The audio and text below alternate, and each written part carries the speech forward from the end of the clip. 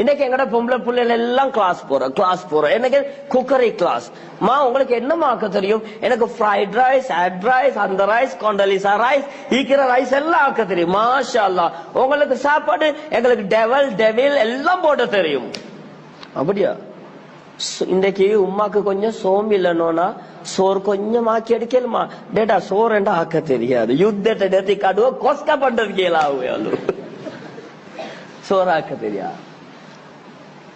குக்கரை கிளாஸ் பேத்து வந்து ஜிலாபி கிலாபி குலாபி எல்லாம் செய்வாங்க. பச்சை கலர்ல நீல கலர்ல இந்த பெருநாளைக்கு பார்த்தா கொமர் புள்ள நிக்கிற வீட்டுல 2 கலருக்கு புடி 4 கலருக்கு வட்டலாப்பம் எல்லாம் வரும். ஆனா வாப்பா உட்கார்ந்து மவள் கோப்பி கொஞ்சம் ஊத்துக்கலேட்டா ஹால் வேணுங்க வேண்டாடு.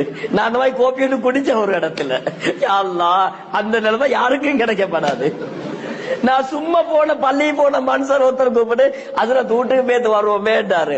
வற்புறுத்தி எடுத்துட்டு போனாரு. பேத்து உட்கார்ந்தாச்சு. உட்கார்ந்த பிறகு சொன்னாரு, இன்னைக்கு எங்களோட வீட்டுல யாரும் இல்ல, எங்களோட டாக்டர் மட்டும்தான் இருக்கிறார். நான் அவர்கிட்ட உத்தரவு எடுத்துக்கொண்டு சொல்றதுக்கு வாப்பாட்டை உத்தரவு எடுத்துக்கொண்டா பேசுறேன். இது புறம் இல்ல, விளங்கிக்கோங்க சரியா? அவருக்கே சிரிப்பாயிச்சு. அது சரி, நான் இதெல்லாம் கட்டாயம் சொல்லுவேன். நான் நினைச்சு நீங்க சொல்லுவீங்க நதுரத் என்றாரு. உட்கார்ந்தா டாக்டர் மட்டும் தான் என்ன குடிப்போம் என்று வேற கேட்டாண்டா. சும்மா இது இப்பதானே நான் தேத்தண்ணி குடிமா அப்ப கொஞ்சம் மலட்டா கோப்பி குடிப்போம் ரைட்டு. அப்ப எடுத்துட்டு சொல்லிட்டு வந்தாரு. கோப்பி வந்துச்சு இந்த பெரிய ஜக்குல. நான் எடுத்துட்டு சொன்னேன், குடிக்கவா குளிக்கவா?